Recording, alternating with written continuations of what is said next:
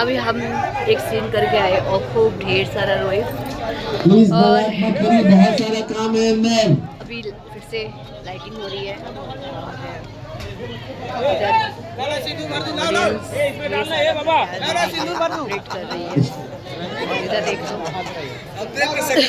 ये क्या हो रहा है।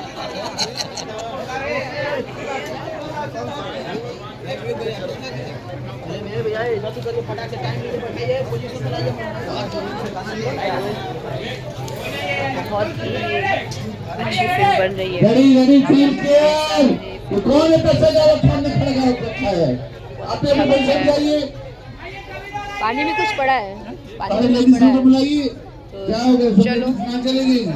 ओके विवेक जी, दिलीप जी सब आगे हाँ कर रहे हैं। पानी पूरा गिरा दो।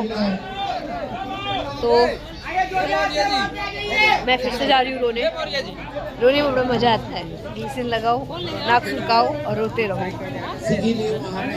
तो मैं रोने जा रही हूँ। ठंडी का महीना इतना ज़्यादा है, ठंडी इतना लग रहा है, पर क्या करें, काम है, करना पड़ेगा। ठंडी लगता है, ठंडी लगता है। बहुत रोई आवता, गम के आंसू हाथ में लेके घूमता नहीं। अरे भैया इतना रो रो के हालत खराब हो गया है कि पूछिए मत।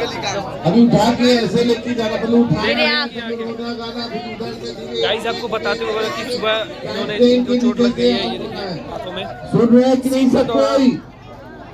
चलिए मैं मिलती हूँ।